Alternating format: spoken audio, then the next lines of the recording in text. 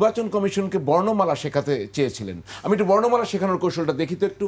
তো এই বর্ণমালা শেখাতে আপনি কেন গিয়েছিলেন? সমস্যাটি কোথায়? না, আমি আসলে যখন এই ভোটের যে বিষয়টা, মানে ব্যালট পেপারে প্রতীকের যে বিষয়টা, জি। তারা একটা ব্যাখ্যা দিয়েছে যে মানে বর্ণমালার মানে ক্রম এটা কি অনুসারে প্রবাসী পোস্টাল ব্যালট বলছেন? পোস্টাল ব্যালটের এটা? কথা বলছি। হ্যাঁ, এটা, জি। এটাতে বর্ণমালার ক্রমের কথা তারা বলেছে যে এই অনুযায়ী তারা দিয়েছে। দেখুন, ক্রমিক নাম্বার হলো 1 2 3, এটা উপর থেকে নিচ দিকে যায়। হ্যাঁ, জি। উপরে 1 নিচে যায়, কিন্তু বর্ণমালার ক্ষেত্রে কিন্তু এটা কিন্তু পাশাপাশি ফ্লো করে, জি। লেফট থেকে রাইটের দিকে। আমরা এরকম কোনো বর্ণমালা দেখিনি যে এর নিচে বি লিখেছে, তার নিচে সি লিখেছে, তার নিচে ডি। আমরা এটাও ইংরেজি বলেন বাংলা বলেন, তো সুতরাং তাদের এই ব্যাখ্যাটা এখানেও ধোপে টেক। এখানে একটা মেকানিজম করেছে জামাতপন্থী যারা অফিসাররা আছে, এটা আমরা কিন্তু বুঝতে পারি। কিভাবে বুঝতে পারি? কমিশন সচিব যখন বক্তব্য দিচ্ছিলেন, তিনি বললেন যে আপনার হলো ওইখানে কয়েকটা স্টেজ আছে। 1 নাম্বার একটা স্টেজ ছিল যে জামাত নেতাদের কাছে পোস্টাল ব্যালট কেন, বা এক জায়গায় এতগুলো পোস্টাল ব্যালট কেন।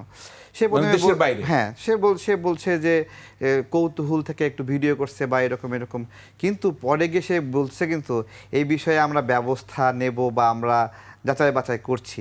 তার মানে সে প্রথম অংশে এটাকে পাশ কাটিয়ে দেওয়ার চেষ্টা করছে, শেষে গিয়ে একটু দায় নেওয়ার চেষ্টা করছে যে এটা সঠিক না। পোস্টাল ব্যালটের ক্ষেত্রেও কিন্তু তাদেরকে যারা, আমি আজকে যে ক্রমটা ধরিয়ে দিয়েছি, তারা বলতেছে আমরা এইভাবে ভাবি নাই। আমি বলছি ভাবছেটা কে? আপনি কি বই নিয়ে একদম কমিশনের ভিতরে গিয়েছিলেন? একদম লেখাপড়ার বই, বর্ণমালা? না, বর্ণমালা বলতে আমি এটা প্রিন্ট করে নিয়ে আমি গেছি। দেখলাম, জি। ঠিক আছে, আমি গিয়ে বলছি যে আপনারা যে বর্ণমালার ক্রম দেখাচ্ছেন, এটা উপর নিচে লিখছেন, ডান দিয়ে কেন গেল না এটা? ঠিক আছে, এটা এইভাবে আসলো না কেন? তো বলছে আমরা এইভাবে তো ভাবি নাই। আমি বলছিলাম এখন দিলাম, এখন কিভাবে ভাববেন?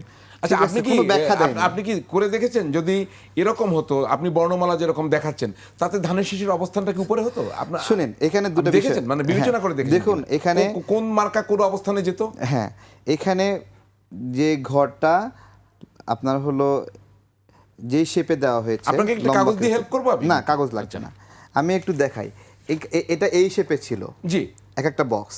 জি। এই শেপটায় যদি আপনার হলো, আপনি বলছেন তাহলে এভাবে যাবে না, আমি বলছি এটা যদি স্কোয়ার শেপ হতো না, আমরা স্কোয়ার শেপ করে একটা ফর্ম করছি, সেই পজিশনে গেলে আপনার হলো মাঝামাঝি বরাবর ভাঙার যে বিষয়টি, সেটি থাকে না।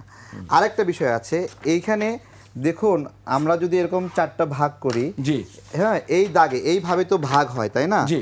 এইভাবে একটা ফোল্ড করলাম, এইভাবে একটা ফোল্ড করলাম। তারা এটা প্রিন্ট করার ক্ষেত্রে কোনো প্রতীকী এমন পজিশনে রাখা উচিত না যেটা মাঝামাঝি পড়বে। সেটা তো বুঝতে পেরেছি। হ্যাঁ, মানে আপনি দেন না, এটার একটু উপরেই শেষ করেন প্রতীকটা দেওয়া, জি। বা পরের পৃষ্ঠায় দেন, কিন্তু মাঝামাঝি যেই প্রতীকটা দিচ্ছেন, ধরেন ধানের শীষ বাদ দিয়ে অন্য একটা প্রতীক দিলেন, সেই প্রতীকটা তো ক্ষতিগ্রস্ত হয়।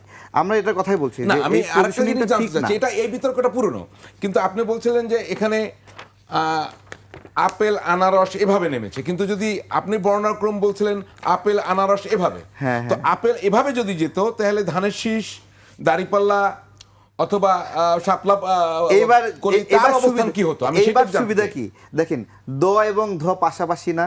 জি, হ্যাঁ, একটা হলো ধান আর একটা হলো দাঁড়িপাল্লা। দাঁড়িপাল্লা। ঠিক আছে, যদি সমান্তরালভাবে নিয়ম অনুযায়ী যেত, তাহলে ধানের শীষ এবং দাঁড়িপাল্লা কাছাকাছি থাকতো, পাশাপাশি থাকতো, এবং তখন এটাকে বৈষম্য মনে হতো না। ঠিক আছে, আচ্ছা, আপনি বলছিলেন এই সিকোয়েন্স করলে তখন এই এটা সিকোয়েন্স পাশাপাশি, না, মানে সঠিক সিকোয়েন্স, সঠিক সিকোয়েন্স। তো নির্বাচন কমিশন কি বলেছে আপনাকে? কিছু বলতে পারে না, বলে এগুলো আমরা আলোচনা করছি, দেখি কি করা যায়। এগুলো মানে আমরা তো শুনতে পাচ্ছি এই যে ঘটনা যা ঘটায় দিছে, আর কি করবেন এখন? না, এখন কি সময় আছে এই ব্যালট ঠিক করার? আচ্ছা, সেটা আমি বলছি। দেখুন, আমরা যদি ডিএসএল এ কোনো একটা চিঠি পাঠাই, জি। তাহলে এটা 3 দিনের মধ্যে 4 দিনের মধ্যে যায়। ডিএসএল এর যে চিঠিগুলো, সেই জায়গা থেকে আমাদের হাতে পর্যাপ্ত সময় আছে এই ফর্মগুলো আবার পাঠানোর জন্য, যদি 3-4 দিনে যায়। আরও স্পষ্ট করছি, ব্যালটগুলো এখন থেকে আরও 8 দিন আগে, 10 দিন আগেই অনেকে হাতে পেয়েছে।